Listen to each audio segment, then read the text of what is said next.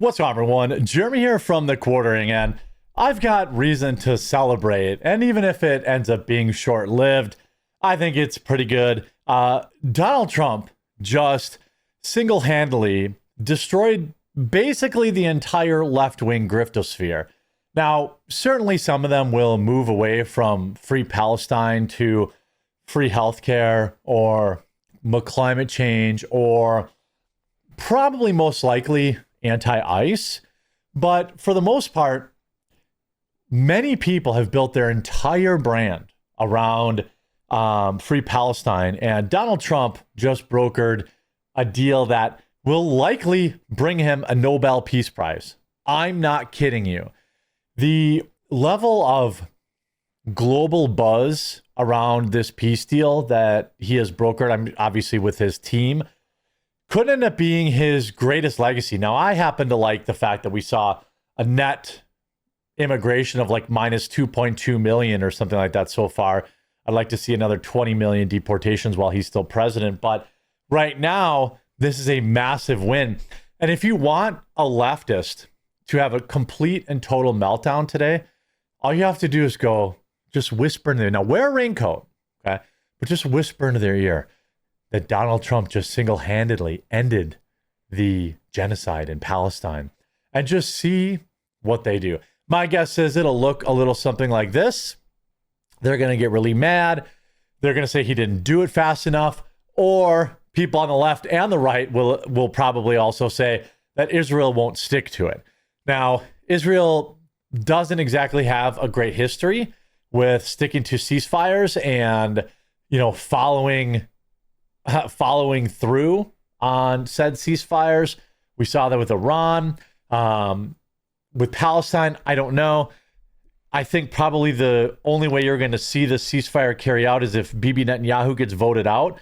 The guy appears to be a maniac, from what I can tell, but this is pretty great. And the meltdown is encapsulated by this. I mean, they have people in Palestine cheering Trump's name. I mean, the left could never. And a lot of this is a parody video, but it kind of encapsulates what's going to happen to Hasan, Piker, and Greta Thunburg and all these other people. Reports are coming out that Donald Trump has said that there is a ceasefire in progress right now. And I thought I'd be really excited about it, but I realized I don't know what I'm going to do with myself if there's a ceasefire. Am I supposed to get a job now? Or, I mean, I need this. Are we not going to protest anymore? Oh, they're going to protest. Maybe it's not too late to see if we can. What am I saying? Yeah. You didn't tell me when I was supposed to cut you off. Oh, okay. Yeah. What was it? What was? I mean, the whole thing. Look at ABC News. I want to just tell you how historic this 8 seconds is. ABC News airs this. Make no mistake, it looks like President Trump has actually pulled off something here that many presidents before him have failed to do. I mean, again, people forget that the guy didn't do the Abraham Accords. The guy hasn't been working tirelessly to end the conflict between Ukraine and Russia that was started by, in my opinion, the Biden administration and an auto pen. I fully expect Donald Trump to bring that deal to a close too. Now, obviously, the left wants this war to continue, and Bibi Netanyahu probably does too. I don't live there, so I'm not as familiar with his comings and goings. I only basically ever see the worst of the guy. I admit that. But, he could prove me wrong by sticking to the ceasefire, right? Following through on the deal. Now, if history tells us anything, Israel and Gaza will be right back at it, but maybe not. Maybe as long as Trump's president and whoever runs after him, if it's another Republican, if it's like J.D. Vance or something like that, they can keep Bibi at bay until maybe they vote someone less warmongery. I don't know. But all these people, you have basically huge TikTok influencers like Hurry, Samer Salima, another TikToker, all these TikTokers that have built their entire brand on this, cooked. All these actors like Mark Ruffalo and Bella Hadid, all these people, the only reason any of us know their names, well, you know, to be fair, Ruffalo was the Incredible Hulk, but that's about it. Look at the coverage that he's getting. The warplanes are still hovering. Gaza and Mother on ceasefire deal. Well, sure, they're probably still hovering. The deal hasn't been completed yet. I can finally tell my boys you're safe now. But just hours after sending us her first reaction, she sent an update. The warplanes are still hovering overhead, so I'm scared. Actually, she says, as we've been reporting, the Israel offensive in Gaza continues as Israel's cabinet has yet to confirm the deal. Now, they're voting probably right now. They're scheduled to vote today sometime on whether or not to confirm the deal. I think it would be political. I won't use the word, but it would be in the climate now where young Republicans and many Republicans and many Democrats or leftists in America, you know, I think the reputation of Israel is at an all-time low in America. This is just a fact. This isn't my opinion. This is simply a fact. I mean, just open up X for crying out loud, or, you know, look at, you know, Candace Owens' channel growing by 1 million subs a month right now. She's absolutely crushing it.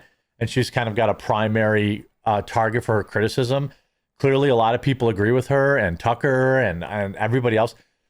If Israel votes not to confirm this, that would be, that would put somebody like me who's pretty firmly in the, you know, it's not America, so I don't care camp, into the F these guys camp.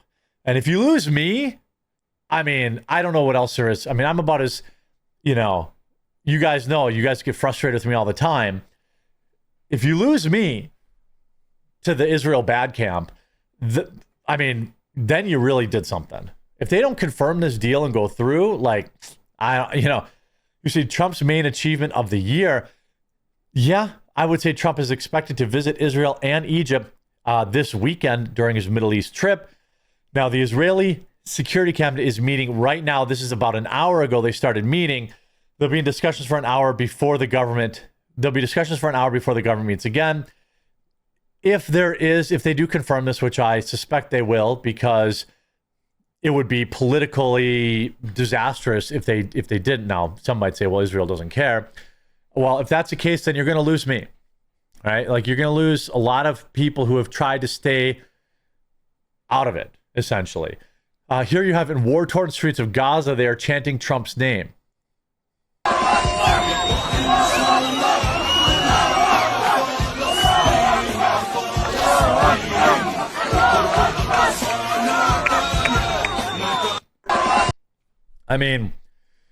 You have Captain Dreamer, Donald Trump to single-handedly stop the genocide in Gaza.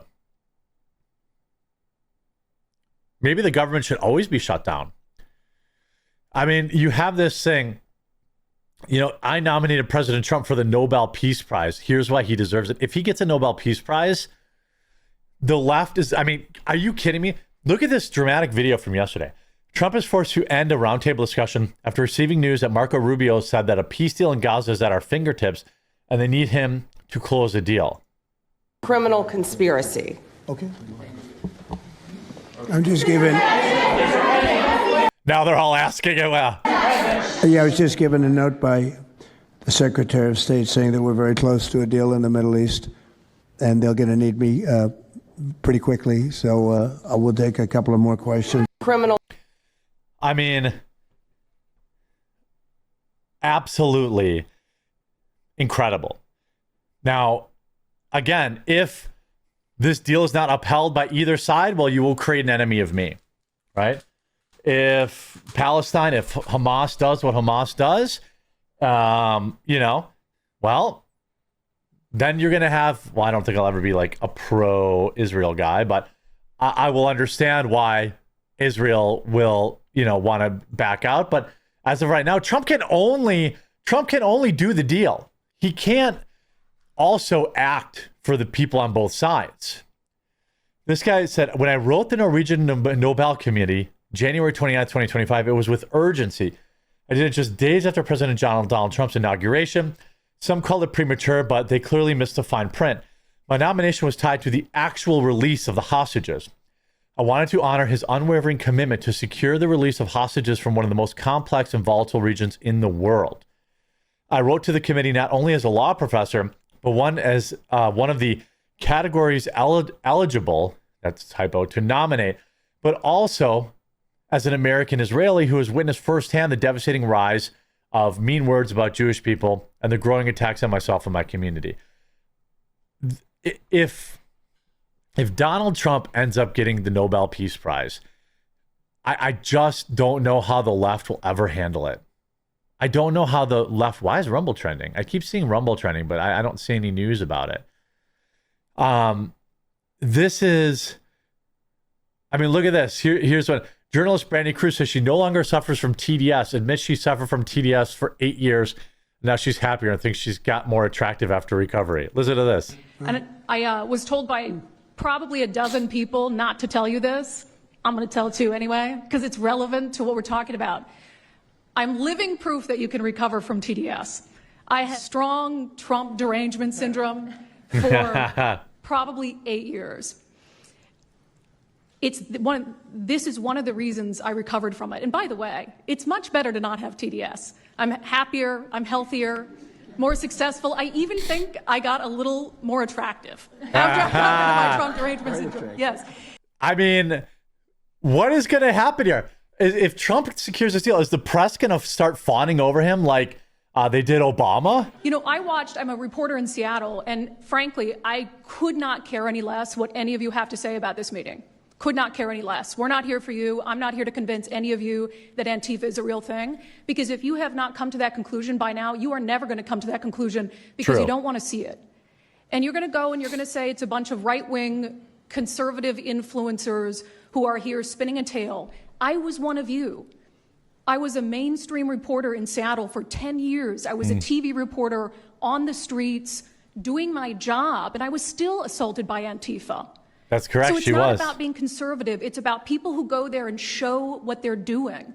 And when I saw, after all those years, that the media wouldn't be honest about what was happening, that Democratic politicians wouldn't be honest about what was happening, I thought, well, gosh, if they're not being honest about that, maybe they're not being honest about President Trump either. And it opened my mind to just... I mean, absolute Chadris, Stacey, I'm not really sure. But, I mean, number one here, Nobel Peace Prize. You know, here even Ben Shapiro says Donald Trump deserves a Nobel Peace Prize. President Donald J. Trump deserves the Nobel Peace Prize. I mean, this was true during his first term when he brokered the Abraham Accords. It's even more true today. The President of the United States has brokered a Phase 1 deal between Israel and Hamas with the support of legitimately everybody in the region and all the countries all over Europe as well, in favor of the full-scale release of 20 living hostages who have been kept in solitude, in tunnels, starved for a year and a half. 2 years at this point, since October 7th, 2023. And okay, so yeah, it's been 2 years. If he ends up, I mean, look at Fetterman. Look at Fetterman. Do you think the president deserves a Nobel Peace Prize? Well, I mean, if this sticks, I think the whole point of having a Nobel Peace Prize is for ending wars and promoting peace. And I'm going to make a direct appeal to the president. I mean, yeah. I mean, could you imagine? Could you imagine if Trump gets a Nobel Peace Prize? That would be bonkers. I hope you enjoyed this video. Good luck on OnlyFans, Greta and Hasan. We'll talk to you again real soon.